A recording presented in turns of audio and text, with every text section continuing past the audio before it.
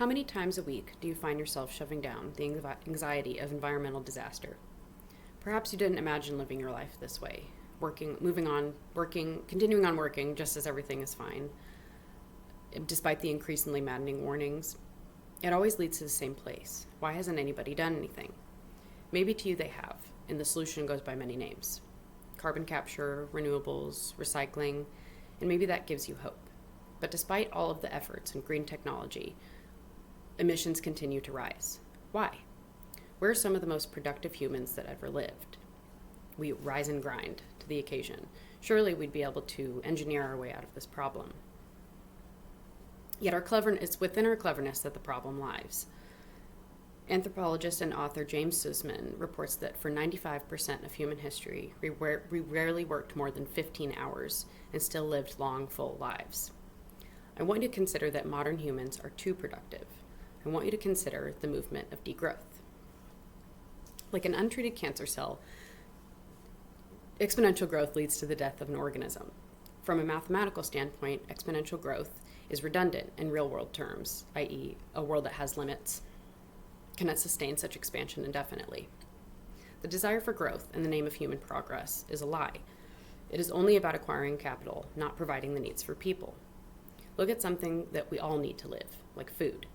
Because of organizations like OzHarvest, which track worldwide food waste, we know that we produce enough to feed everybody, yet we waste a third.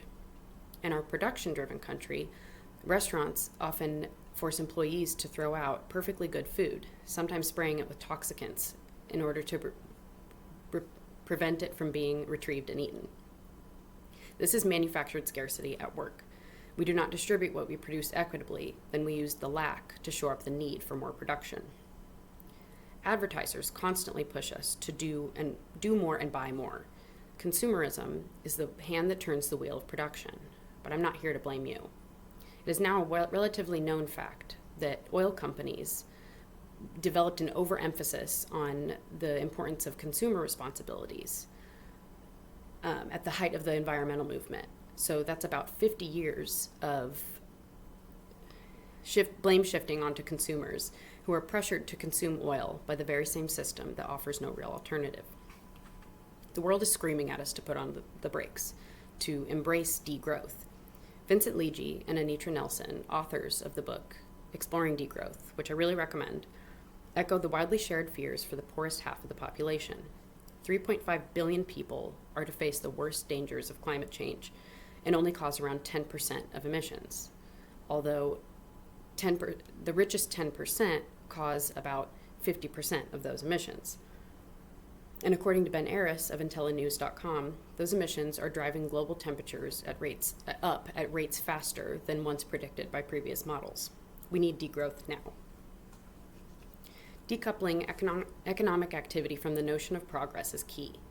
GDP may indicate good economic quality, but not good physical, mental, or environmental health.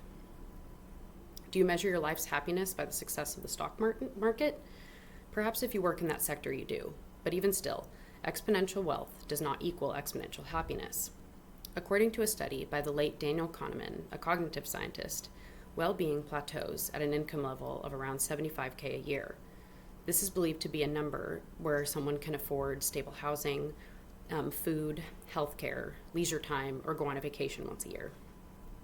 There are nations that do technically require growth, i.e. progress, but the degrowth movement calls for the world's richest nations to slow their economic activity so they can assist those nations that do not contribute to the emissions, as they will suffer the majority of negative impacts of climate change. The notion of trickle-down wealth is long past due of being seen as the savior.